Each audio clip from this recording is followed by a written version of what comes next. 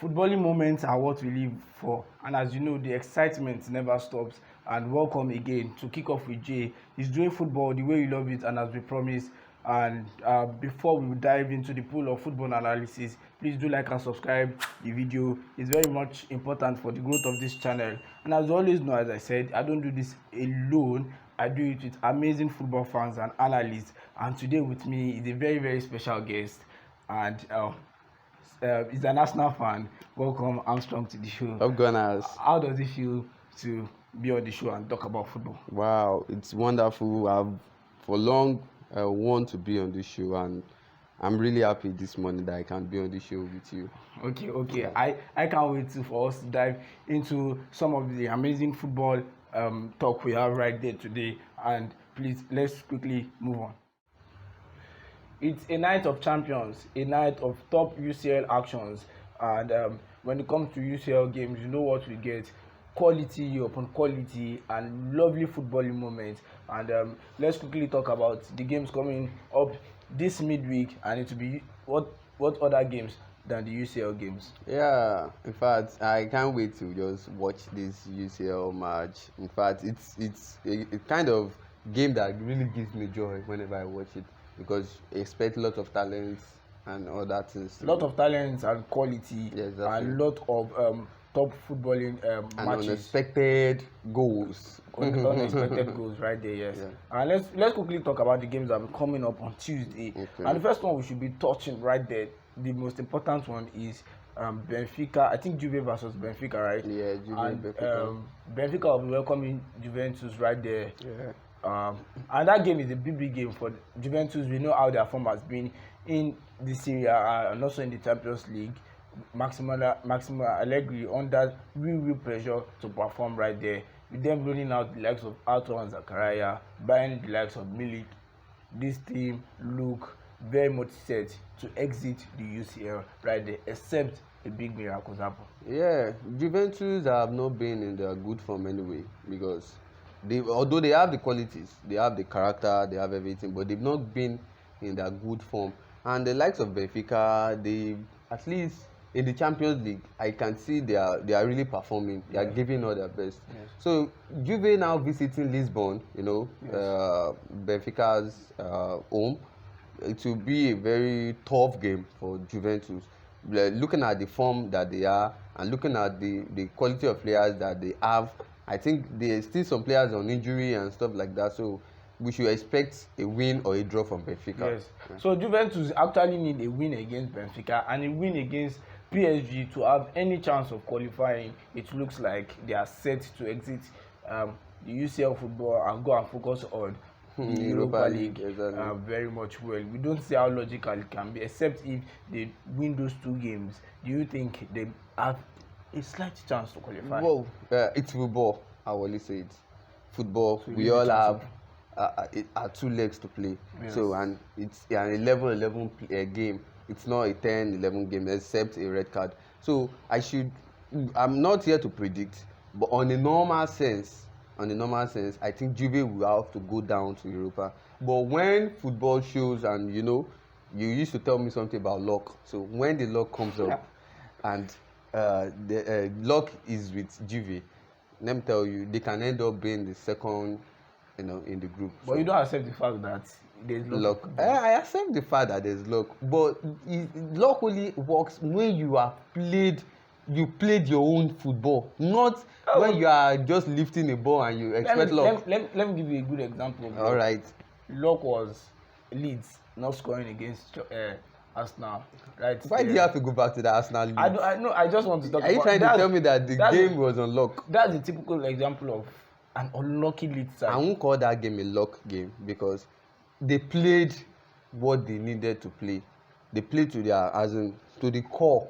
What I saw there, Arsenal played to the core, and they played to the extent that they got tired of, fatigue and everything. Yes. They played their best. So it was not a luck there. They played and they won.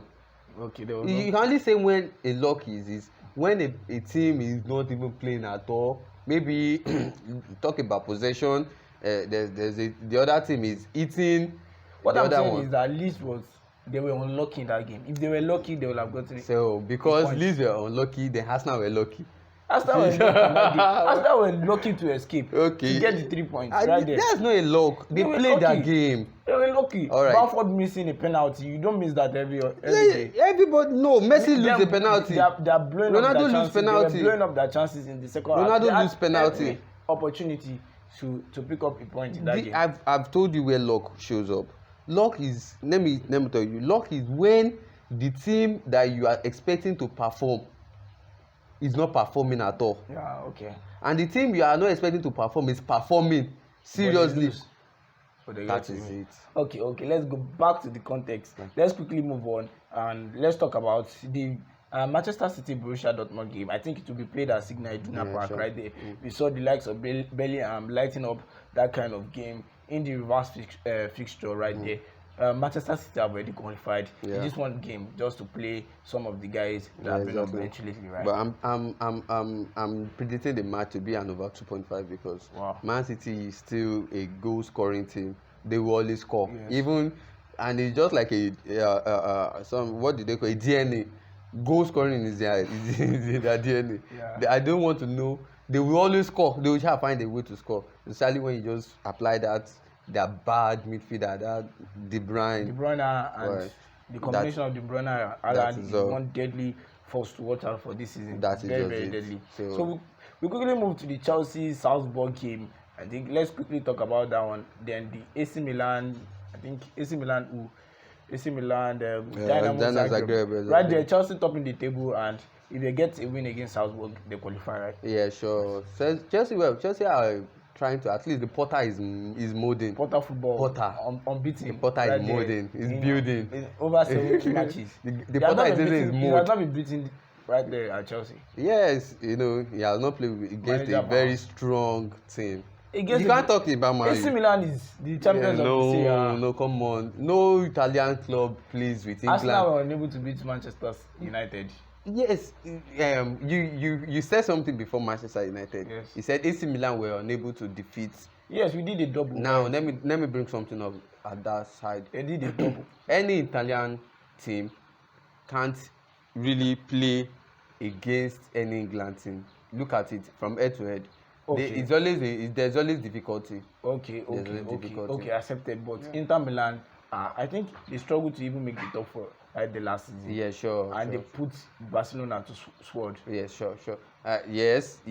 I'm talking about any Serie A team with England team. Okay. It's always very. Arsenal really they flogged the hell out of AC Milan the last time they met. AC Milan right there has changed. But let's quickly move on. Let's talk about the games on Wednesday. We have some exciting games. I actually forgot to talk about Barcelona. I think Bayern Munchen will be playing right there. And that one is a critical game ahead. And that one will decide whether Barcelona will make it to the Champions League round of 16 or will go back right there to Thursday night football. And also another game right there we'll talk about is what the Napoli Ajax game. Oh my God, Napoli, and they are the top notch.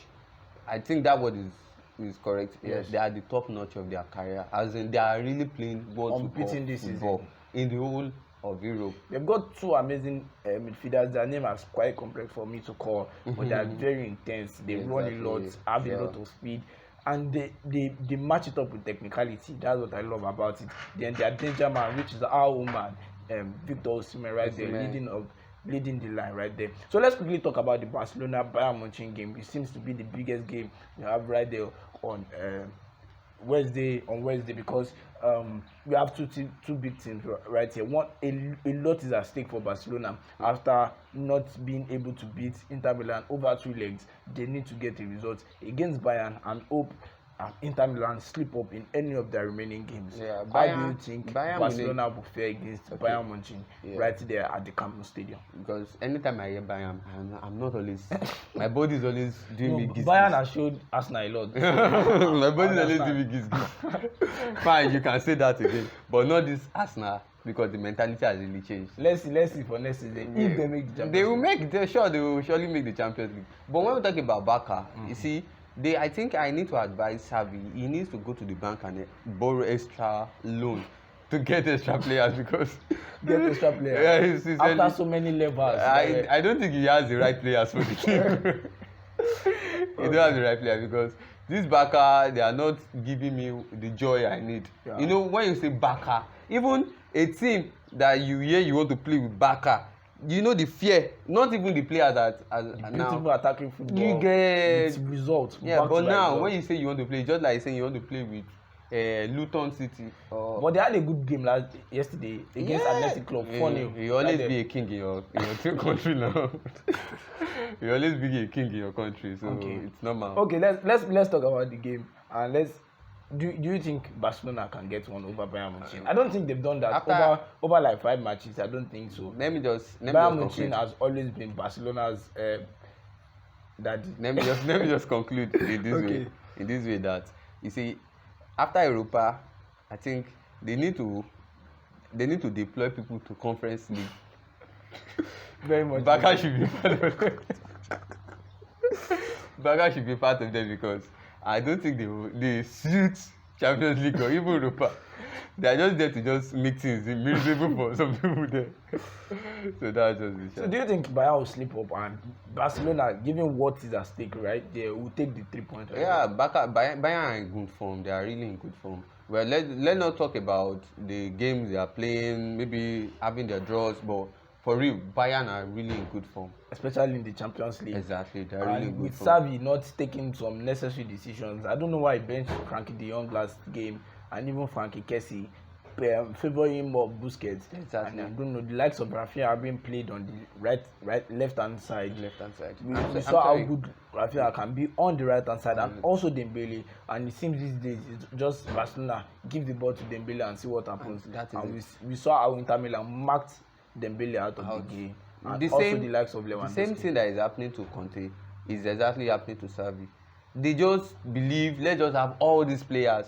They are not looking at quality of player. Okay, look at Rafinha. Sincerely, I won't see something. I don't see anything special in that guy's football. I still prefer Dembele playing at that side than Rafinha. A lot of people say Arsenal and Chelsea dodged the bullets. No, Chelsea actually, I should say Chelsea shielded themselves.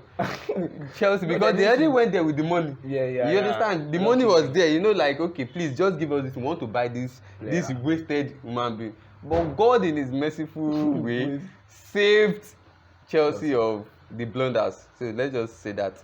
But Barca, they are just being miserable. Look at people they went to. Look at this Chelsea players. Marcos Alonso. I think they should have gone for better play. If you need to build a Barca, I think normally, let's look at it. Against Inter Milan, there were injuries issues, but now they have some of their players back. The likes of Koundé is back to reinforce them defense because we saw a PK error against Inter Milan. So I don't know what Xavi plans are for the game, but they must now. Even now, their fate is not in their hands. Even though they win, they must wait for what Inter Milan to slip up. PK has been the number one defender. But he has been the one bringing them up. So, but he made some mistakes against Inter Milan. Old age now. He needs to sit down. He needs to sit down at his house, and the guy needs to sit down at home. So what's your prediction for that game? I'm looking at Bayern, Barca coming back to Europa. Bayern, I'm tipping them for a win. I mean, I'm actually going with the way of either Bayern. Home or away. I'm tipping them for a win. No, it's home. It's at Camp Nou because they play the way. Oh, I'm still tipping Bayern for a win. Bayern. Lewandowski is not a savior. Let's see. Lewandowski. He's not a savior. Let's see if he's able to come up with something. He's not a savior. He can't come down from the defense and come and score. No. Lewandowski. He saved them last game. If they had lost against Inter Milan, it would have been sure they were coming to Europa. But he saved them right there at the dire minute of the game. So let's see. We might have same thing right there at the Camp Nou Stadium. We hope we have it will be an electrifying atmosphere right there. Barcelona will be looking to use that 12th man, which are the spectators and the fans right there to actually put a pressure on Bayern Munich. A free prediction. I'm tipping Mane a goal. To score. Yeah, sure. Okay. Let's see how that one pans out right there for Barcelona. So that's all on UCI games.